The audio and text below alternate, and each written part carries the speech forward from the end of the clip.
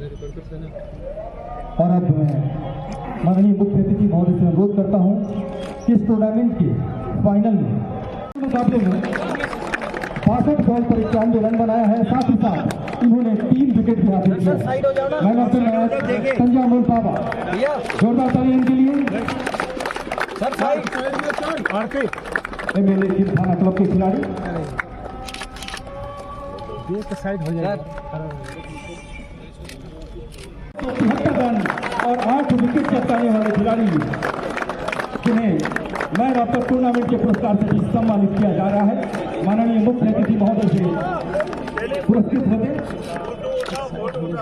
तंजामुर बाबा, MLA Gymkhana club Badgaon के खिलाफ। और इसके बाद पारी है इसको विजेता के ट्रॉफी प्राप्त करें। दर्शकों को अनुरोध है जोरदार तालियां विजेता टीम के लिए। आज की मैच में फाइनल मैच में इन्होंने स्कोर खड़ा किया। लक्ष्य अत्यंत ही मुश्किल था।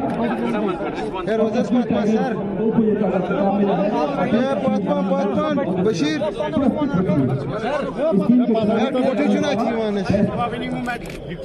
Best batsman, man of the match, team के कैप्टन भी है। बधाई हो एमएलए जिमखाना क्लब, बधाई हो टीम कैप्टन और टीम मैनेजर को। जोरदार तालियों के साथ इन खिलाड़ियों का उत्साह बढ़ाते रहे, मनोबल बढ़ाते रहे। साथ ही साथ उप विजेता टीम को 50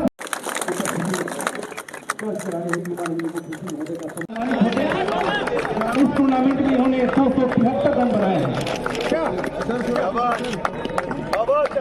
273 रन के साथ बेस्ट बैट्समैन की ट्रॉफी से सम्मान। CRPF cup 2023 Srinagar sector T20 cricket प्रतियोगिता में भाग लेने वाली टीमों के सभी खिलाड़ी, देवियों, सज्जनों और मित्रों, मुझे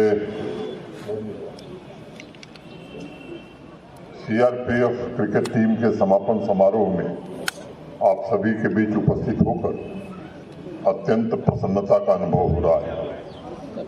ये आयोजन ऐसे समय हुआ है जब भारत में एशियन गेम्स, हम सब जानते हैं कि आज भारतवर्ष को एकता के सूत्र में बांधने वाले भारत के पूर्व प्रधानमंत्री तथा भारत के प्रथम गृह मंत्री सरदार वल्लभ भाई पटेल की जन्म जयंती भी है। मैं इस अवसर पर सबसे पहले उन्हें नमन करता हूं और सीआरपीएफ के अधिकारियों तथा जवानों को भी इस एकता दिवस की अपनी ओर से शुभकामना देता हूं। जैसा हम सब जानते हैं, इस फोर्स की स्थापना 1939 में पहले क्राउन रिप्रेजेंटेटिव पुलिस के रूप में हुई थी।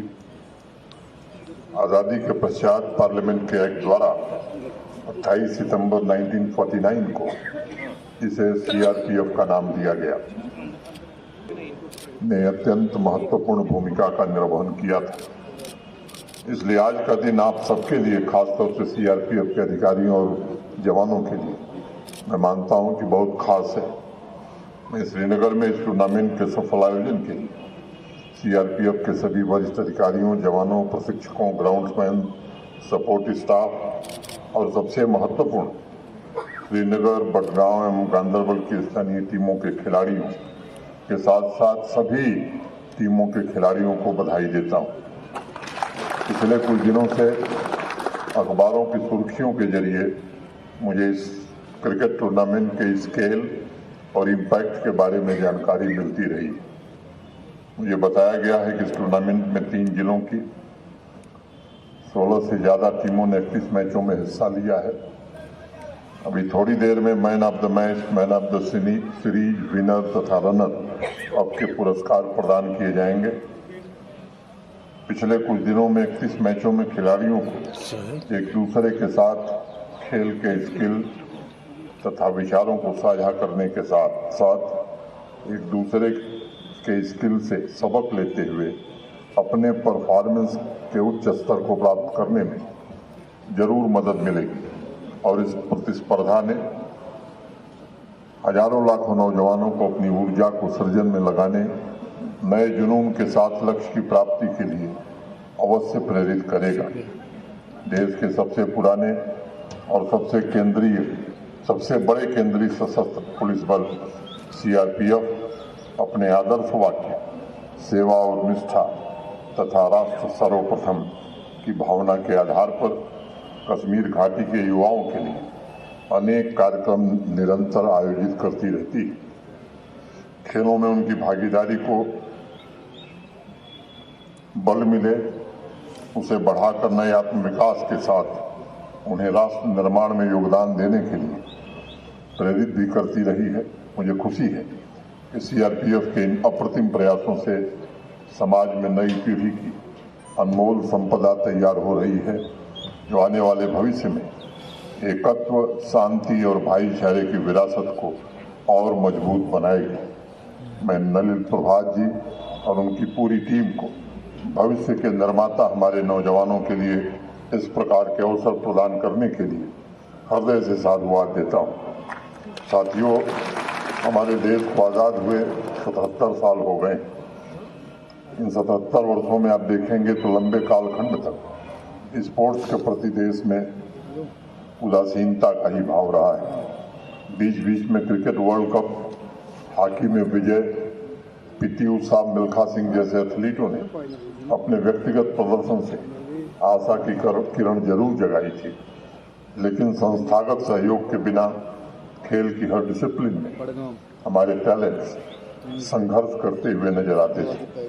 लेकिन पिछले कुछ वर्षों में भारत के वर्तमान प्रधानमंत्री आदरणीय नरेंद्र मोदी जी ने स्पोर्ट्स कल्चर को विकसित करने पर बहुत ही बल दिया है। स्पोर्ट्स में इन्वेस्टमेंट करके युवा टैलेंट के लिए मॉडर्न इंफ्रास्ट्रक्चर तथा वर्ल्ड क्लास कोचिंग की व्यवस्था भी की जा रही है।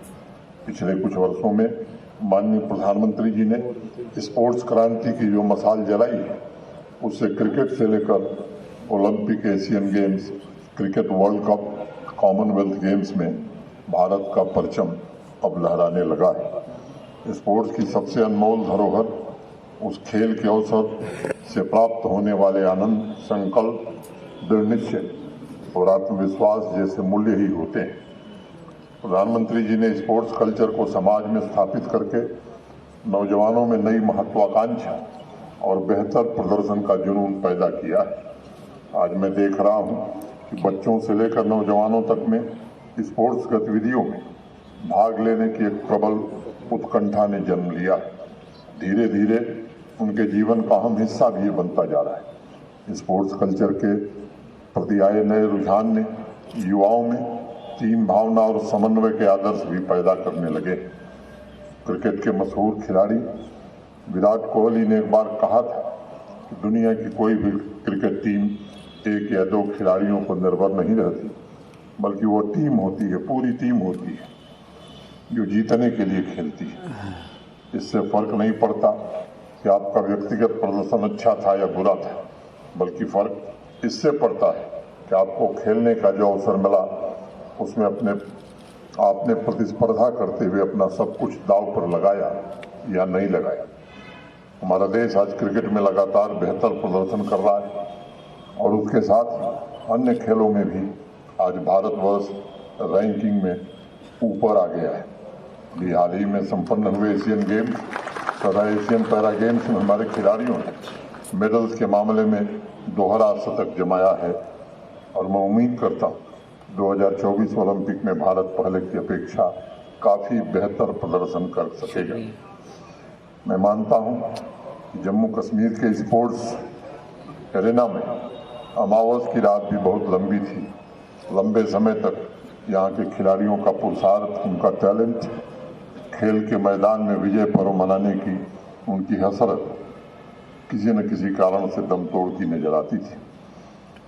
आज मैं कह सकता हूं कि इस विजय पर्व मनाने का मार्ग यहाँ के यूथ एंड स्पोर्ट्स डिपार्टमेंट ने, स्पोर्ट्स काउंसिल ने प्रशस्त किया है और मुझे खुशी है 50 से 60 लाख से भी ज़्यादा नौजवान अब अपने हुनर का जौहर दिखाते हैं खेल के मैदानों में।